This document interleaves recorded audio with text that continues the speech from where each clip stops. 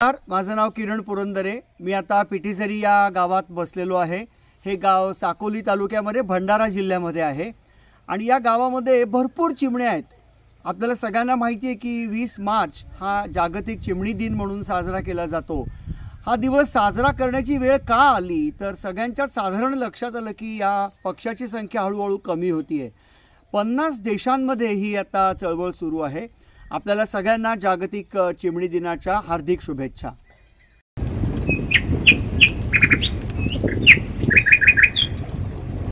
माझ्या हातामध्ये काय दिसतंय तुम्हाला? माझ्या हातामध्ये मोकळी माती आहे। ही जी माती आहे ही चिमणीला खूप आवश्यक आहे, कारण चिमणी ही बंदिस्त जागेमध्ये घरटं करते ना, त्याच्यामुळे मग तिच्या अंगावरती गोचिडी येऊ शकतात आणि या ज्या गोचिडी आहेत त्या रक्तपिपासू असतात आणि त्या गोचिडींपासून सुटका करून घेण्यासाठी धुली स्नान चिमणीला करणं आवश्यक आहे। तर मला तुम्ही सांगा किती जणांच्या पायांना माती लागते? शहरामध्ये राहणाऱ्या पुण्यामध्ये 80 लाख लोक राहतात शहरांमध्ये। किती जणांच्या पायांना रोज माती लागते? पायांना माती लागते? लागतच नाही, कारण आपण माती ठेवलेलीच नाही आहे कुठे। या आपली पण माती होणार असते तरी आपण माती ठेवत नाही। चिमणीची तर गोष्टच वेगळी। तर या चिमणीला माती आवश्यक आहे कारण ती धुली स्नान करते। मध्ये गवत आहे, काड्या आहेत, त्याच्यानंतर अगदी बारीक बारीक तुकडे आहेत सालींचे, झाडांच्या। तर हे साहित्य पाहिजे चिमणीला घरटं करायला।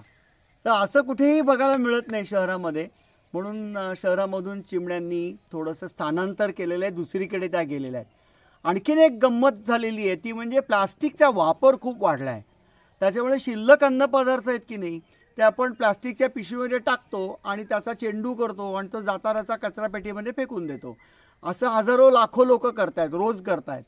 तर चिमणीला या प्लास्टिकच्या पिशवीमध्ये ठेवलेलं जे अन्न आहे, शिल्लक अन्नपदार्थ आहेत, भाताचे काही कण असतील तर ते तिला मिळत नाहीत। शीत भाताची तिला खाता येत नाहीत, कारण बंदिस्त जागेमध्ये ती कधी उतरत नाही, ती घाबरते बंदिस्त जागेत। कोणताही पक्षी बंदिस्त जागेमध्ये उतरायला घाबरतो, त्यामुळे आपल्याला याची काळजी घेतली पाहिजे। थोडंसं कुठेतरी अन्न हे उघड्यावरती का होईना शिल्लक अन्नपदार्थ जर का आपल्याला टाकता आले तर या चिमणीला तिचं खाद्य मिळेल। ही चिमणीची गरज आहे, कारण चिमणीची पिल्लं जी असतात की नाही ती नीडस्थ असतात, म्हणजे नीडवासी असतात, घरट्यात राहणारी असतात।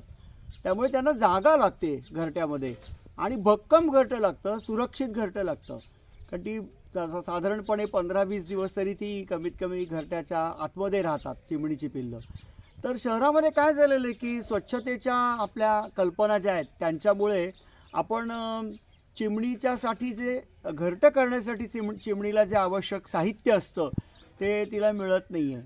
आपल्या शहरामध्ये बघा कुठेही असा गबाळा कोपरा, कुठेतरी बुरणूस पडलं आहे, कुठेतरी तणसडी पडली आहे, पक्षाची पिसं पडली आहेत, पायपुसणं पडले, गोंडपाट पडले, सुतळी पडली आहे, धागे पडले, चिंध्या पडल्या आहेत। असं दृश्य दिसत नाही कुठे, कारण आपण ते सगळं साफ करतो। तर त्यामुळे ते झालेलं आहे की चिमणीला घरटं करण्यासाठी साहित्य उपलब्ध नाही आहे। त्यामुळे कदाचित आपल्याला असा उपाय करता येईल की आपल्या घराच्या जवळ असा एखादा गबाळा कोपरा, जरा खराब दिसेल डोळ्यांना असा कोपरा आपण निर्माण केला तर चिमणीला घरट्याचं साहित्य मिळू शकेल।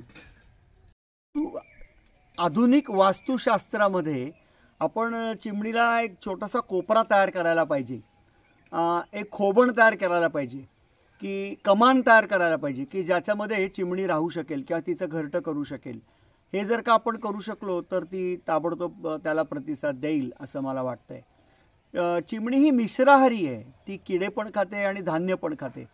तर त्यामुळे तिची निसर्गातली भूमिका खूप महत्त्वाची आहे। ती आपल्या शेतकरी बांधवांना मदत करते छोटे छोट्या आळ्या वगैरे खाऊन, आणि ह्या आळ्या ज्या असतात त्या तिच्या पिल्लांना चिमणी भरवते। त्यामुळे आळ्यांच्या संख्येवरती पण नियंत्रण येतं ना आपोआपच। नाहीतर एका बाजूला जर का चिमणी नष्ट झाली किंवा कुठल्याही कारणामुळे चिमणीची संख्या मोठ्या प्रमाणात कमी झाली तर त्याचा परिणाम काय होईल? तर त्याचा परिणाम किड्यांची संख्या वाढेल आणि हे किडे अन्नधान्याचं, शेतीचं नुकसान करतील आणि ते नुकसान जर का केलं तर मग अर्थातच आपल्याला अन्नधान्य कमी मिळेल। त्यामुळे ही चिमणी देखील खूप महत्त्वाची, आकाराने लहान 15 सेंटीमीटर एवढीच लांब असली सुद्धा तरीसुद्धा चिमणी ही खूप महत्त्वाची भूमिका आपल्या कृषी परिसंस्थेमध्ये बजावते। त्यामुळे या चिमणीचं संरक्षण करणं, संवर्धन करणं हे आवश्यक आहे। काही ठिकाणी, काही गावांमध्ये पंतप्रधान आवास योजना आलेल्या आहेत। तर त्याच्यामध्ये जुनी कौलारू घरं ही चक्क जमीनदोस्त केली जात आहेत आणि त्या ठिकाणी सिमेंट कॉन्क्रीटचे ठोकळे उभारले जात आहेत. माझ्या मते आपल्या भारतातल्या चिमणीच्या समोर असलेला सर्वात मोठा प्रश्न हा आहे की चिमणीला आता घरटं करण्यासाठी जागा राहिलेली नाही आहे.